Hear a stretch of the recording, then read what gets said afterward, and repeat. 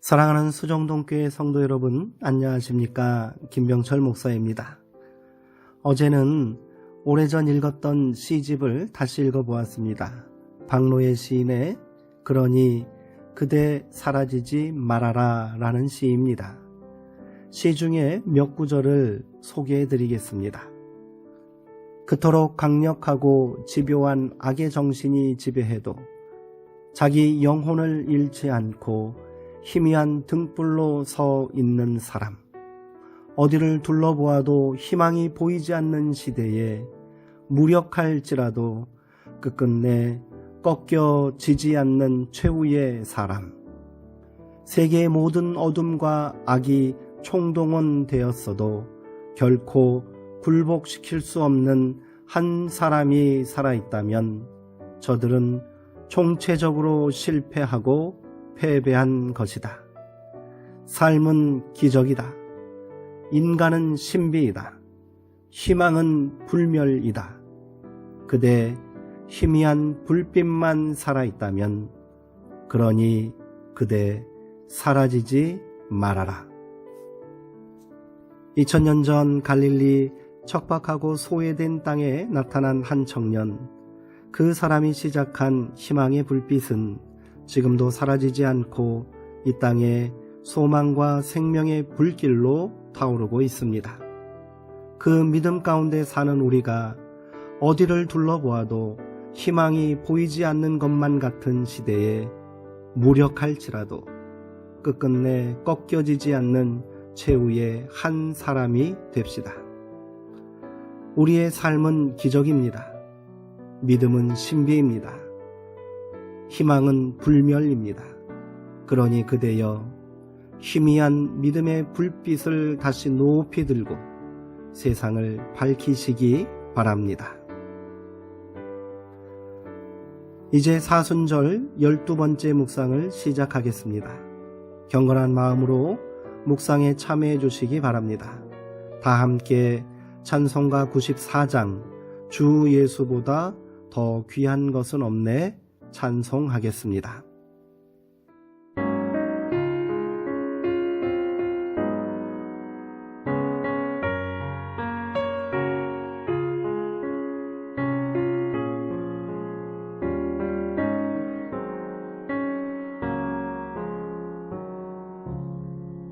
주 예수보다 더 귀한 것은 없네.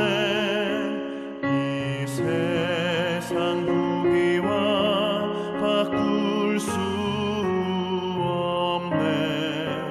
영 죽은 내 대신 돌아가신 그 놀라운 사랑 잊지 못해. 세상 즐거움 다 버리고 세상 자랑 나 버렸네. 주 예수보다 더 귀한 것은 없네. 예수밖에는 없네. 주 예수보다 더 귀한 것은 없네. 이 세상 명예와 바꿀 수 없네. 이전에 즐기던 세상 일도 주 사랑하는 마음 맺지 못해. 세상 즐거움 다 버리고 세상 자랑 다 버렸네. 주 예수보다 더 귀한 것은 없네.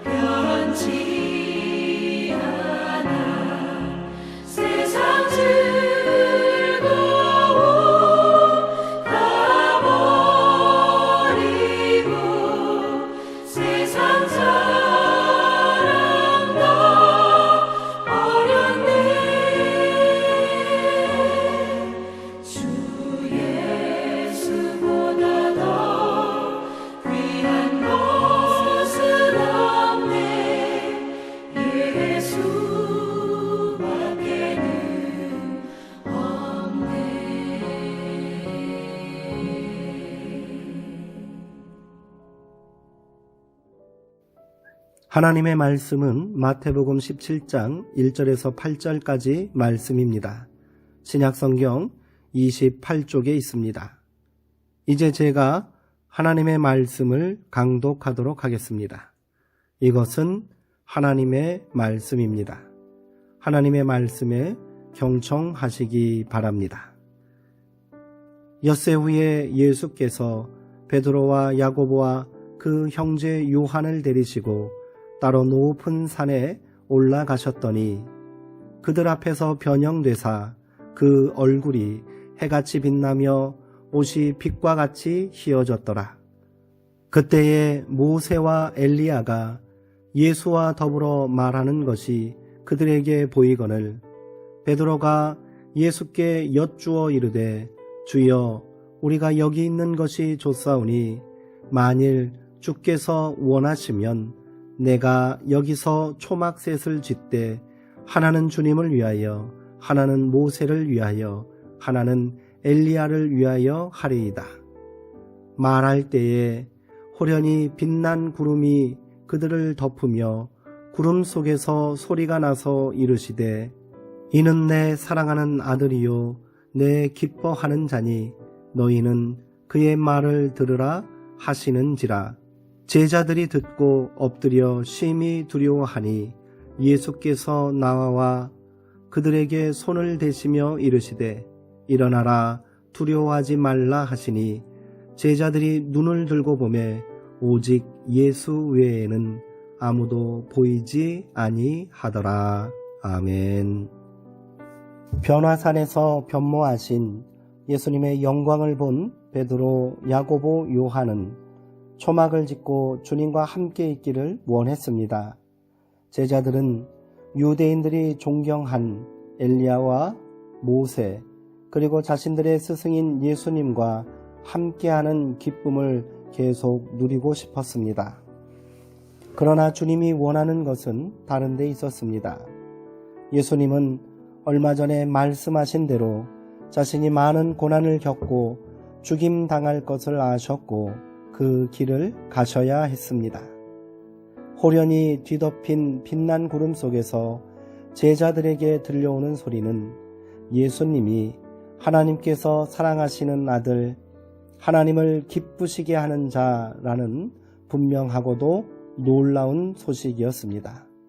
예수님은 이 소리에 엎드린 제자들을 도닥이시며 두려워하지 말라고 하셨습니다. 그리고 제자들을 데리고 하나님의 아들 메시아로서 걸어가셨습니다. 신학자요 교부로 존경받았던 아우구스티누스는 이런 말을 했습니다. 당신은 빵을 사고 싶을 때 동전을 지불한다. 가구를 사고 싶을 때 금전을 지불한다. 그러나 사랑을 사고 싶을 때는 당신 자신을 지불해야 한다. 사랑의 값은 당신 자신뿐이다. 하나님께서는 우리가 입은 수많은 죄의 겉옷을 벗기고 구원하시기 위해 사랑하는 아들 예수님을 지불하셨습니다. 예수님은 스스로 옷 벗김을 당하시고 고난의 십자가에서 새 옷을 만들어 우리에게 주셨습니다. 복음서에 기록된 변화산 사건은 예수님이 누구이신지를 분명하게 증언하는 기사입니다. 또한 여전히 믿음의 눈을 뜨지 못하고 헛된 꿈을 꾸는 제자들의 각성을 촉구하는 말씀이기도 합니다. 제자들이 있어야 할 자리는 그저 황홀경에 취한 변화산이 아닙니다. 그들은 산 아래로 내려와 예수님과 함께 고난의 길을 가야 합니다. 그곳에는 여전히 귀신 들려 고통받는 사람들이 있고 어둠의 권세에 묶여 절망하는 자녀들이 있습니다. 예수님은 마지막 피 한 방울까지 희미하게 남아있는 생명의 호흡 한 자락까지도 남김없이 우리에게 주시고 가셨습니다.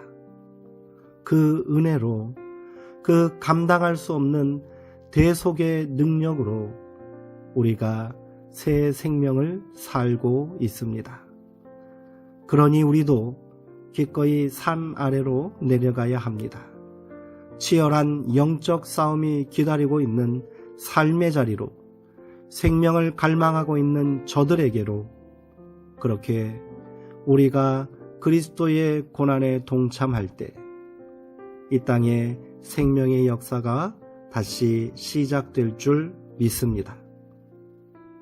기도하시겠습니다.